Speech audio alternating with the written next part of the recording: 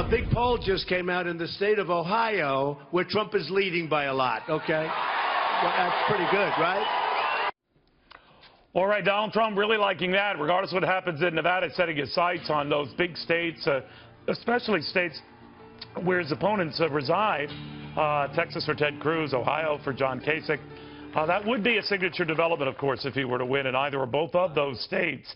Montel Williams is supporting John Kasich, and he raises an interesting point here. If he beats either in their home state, that would certainly be a body blow, but particularly your guy Kasich. What do you make of that? Well, Neil, let's make sure we understand exactly what he just said. He said, I'm winning by a lot in Ohio. Well, he's only winning by 5% on a Quinnipiac poll that, you know, back in October, that poll had him at 23%, and he's risen since October to only 31%.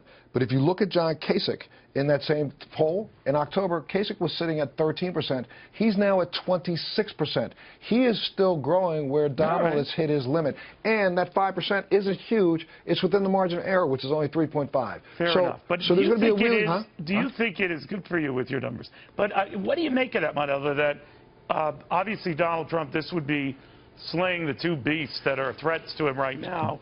If he can beat Marco Rubio in Florida, as he hopes to do, if he can beat Ted Cruz in Texas, and if he can beat your guy, Governor Kasich in Ohio. Would you, whatever your opinions of the guy, would you say that would be a triple death blow? I think it would be a blow, but I think you've got to also deal with the other 15 states in the Midwest. And Donald Trump is not going to take them all. Now, hopefully, and I think he's going to very clearly show you how he will smack around Rubio. Rubio is going down, and I think it's going to go down very, very quickly because people can see through the fact that we have somebody who hasn't accomplished a single thing at all. And we see what has happened when you already put a senator in office who was the same level of experience. Well, maybe that's why they're looking at Donald Trump. He's just wrapped things up in Sparks, Nevada right now. He gets thousands to go to these events. You're quite right to point out whether the same number show up to the polls, particularly caucus state, where it can be kind of confusing, particularly in Nevada, where it's very confusing. In Nevada, you also know Nevada. You said it earlier in the same segment. You said that only 7% of Nevadans show up to this. So 7% is not going to clearly demonstrate anything. Even goes up about another percentage point. Look, here's the bottom line. John Kasich is one of the only people in this game that right now is the adult that has accomplished things. He has balanced budgets. He has gotten a definitive portion of the minority vote in Ohio that Donald Trump will never touch. And truthfully, the Republicans wrote this playbook after they lost the last election. You keep playing with people who are so divisive that they are alienating minorities from the pack. There is zero way that Donald Trump can overcome an 8-to-1 advantage among minorities the same way a Kasich. But you know, Montel, you and I talked about last time we were together that the Trump folks have argued whatever people I'm ticking off within the Republican Party, I'm bringing far more into the Republican Party. Not only never voted Republican, never voted at all. Yeah. And so I'm on my own magnet for whole new groups. That's what he's been arguing. But I love the numbers game, so let's play it for just a second. Remember, right now, less than 22% of the people in this country consider themselves Republicans. If you take that as a portion of the entire population, that's about 80 million people. Donald Trump is only getting 31 to 32% of that 80 million. Let's look at that. That's probably somewhere around 29 million. If those are the numbers that are he's bringing new people to the poll, right now, he's bringing in new, those numbers can't even beat Hillary Clinton. Period. Because if you take the same numbers, 26% of people in this country consider themselves Democrats, and Hillary's getting 60% of that margin. Right now alone, out of that little population, Hillary already crushes him. But you put Hillary up against...